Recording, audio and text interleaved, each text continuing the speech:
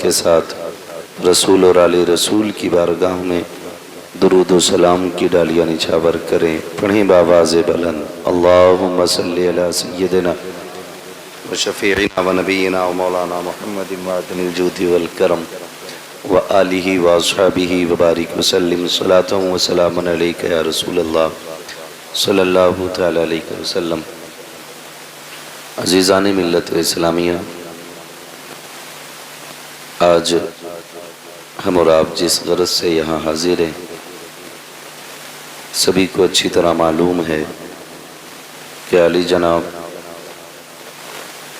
یامین ٹھیکیدار ان کے صاحبزادے کے ایصال ثواب کے لیے اس محفل کو سجایا گیا ہے. اللہ رب العزت اس محفل کا ثواب مرحوم کی روح کو عطا فرمائے اور ذکر حبیب کے صدقے میں ان کو کروٹ کروٹ جنتی نعمتیں عطا فرمائے. مجھ سے بزرگوں نے فرمایا، ایک دو بزرگوں سے بھی ملاقات ہوئی، نام بھی نہیں بتاؤں گا، اشارہ بھی نہیں کروں گا. انہوں نے کہا تقریر ویسی کرنی ہے جیسی باہر کرتے ہو، ایسا نہ ہو کہ قاضی پورا سمجھ کے باتوں میں ہی ٹال دو. میں بتا دوں آپ کو، یہ تو کوئی مسئلہ ہی نہیں ہے، جو گفتگو ہونی ہے وہ تو ہونی ہے، لیکن آپ سے اتنی گزارش ہے کہ کم سے کم آپ بھی اس طرح سنو جس طرح جلسے سنے جاتے ہیں. یہاں پہ کوئی مجبور ہو کے نہ بیٹھے، مسرور ہو کے بیٹھیں. اور نقیب اہل سنت عزیزم عبدالواحد سلمہ ماشاءاللہ مکمل طریقے سے نقابت کے فرائض انجام دے رہے ہیں. مجھے ایسا لگا، میں نے دیکھا کہ نعت خوانی ہو رہی ہے، تب بھی ادھر کے لوگ سبحان اللہ بول رہے تھے. درود شریف کے لیے کہا تو آگے والوں نے پڑھ لی، پیچھے والوں کو ایسا لگ رہا ہے کہ جیسے زبردستی بٹھایا گیا ہے یا پھر کسی کی یہاں پہ دری بچھی ہوئی ہے جو وہ جانے کے لیے مجبور ہے. اگر محفل میں خوشی سے آ کے بیٹھیں تو بولیں. میں نے آپ سے چندہ نہیں مانگا تھا، میں نے درود پاک پڑھنے کے لیے کہا تھا. اگر کوئی زمیندار یہاں زمینداری لے کے بیٹھا ہو تو جیب میں رکھ لے اپنی زمینداری، اس لیے کہ یہ اس کی محفل ہے.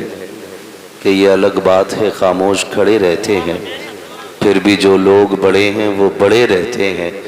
ایسے اسلاف سے ملتا ہے ہمارا شجرہ جن کے قدموں میں کئی تاج پڑے رہتے ہیں.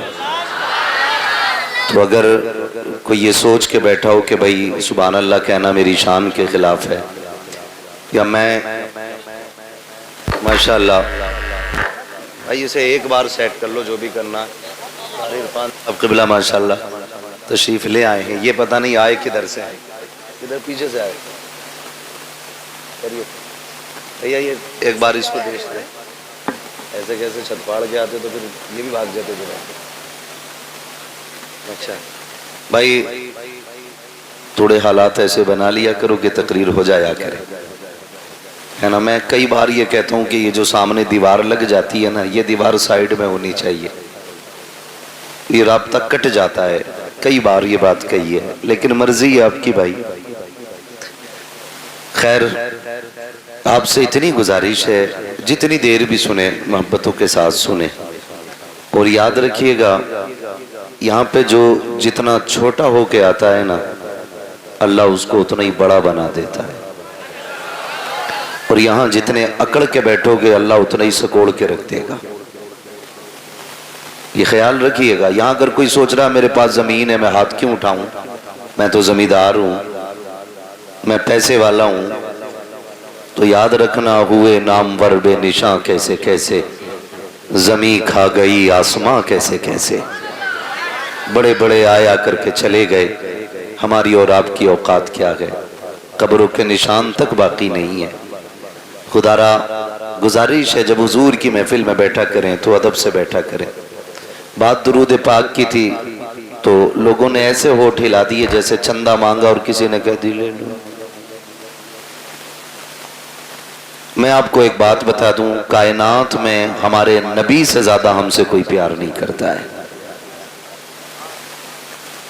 سچ کہا نا میں نے سچ کہا ہے تو پھر آپ کو سبحان اللہ کہنا چاہیے تھا۔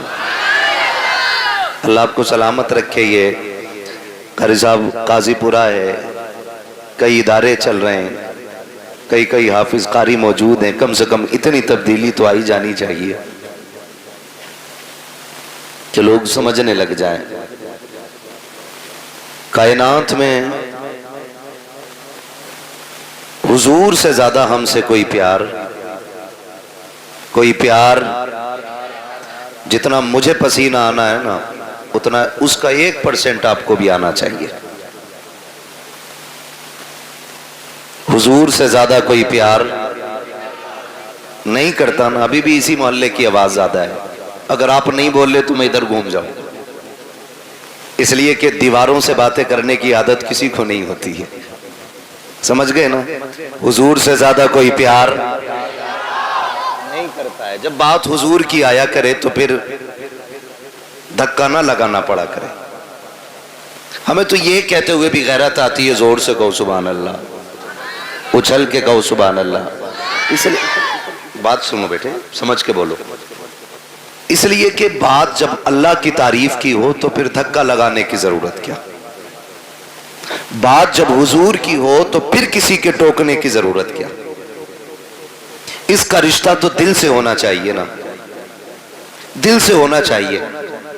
میں نے آپ سے درود پاک پڑھنے کے لیے کہا، لیکن آپ نے کچھ لوگوں نے پڑھا ہی نہیں، پیچھے پڑھا ہی نہیں۔ دو باتیں ہیں، یا تو ان کو آتا ہی نہیں ہے یا پھر انہوں نے سستی کی ہے۔ اگر نہیں آتا ہے تو اس کا مطلب وہ کبھی مسجد میں بھی نہیں جاتے ہوں گے، اس لیے کہ نماز میں بھی درود پڑھا جاتا ہے۔ اگر جاتے تو یاد ہونا چاہیے تھا۔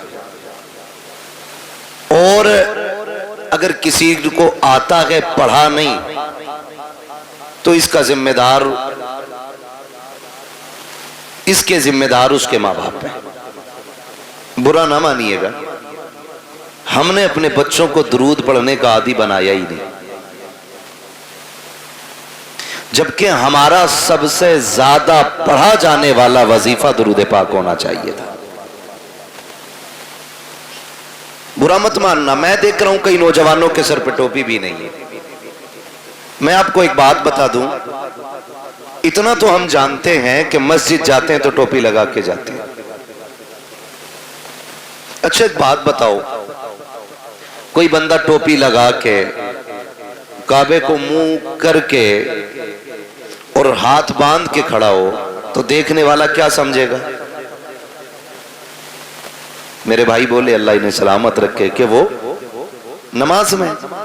اگر کسی کے سر پہ ٹوپی نہ ہو، ہاتھ کھلے ہوں، پھر کوئی اسے نماز میں سمجھے گا؟ نہیں نا، اس لیے کہ نماز کی اپنی ایک حالت ہوتی ہے، اس لیے اس کو کوئی نماز میں سمجھے گا ہی نہیں۔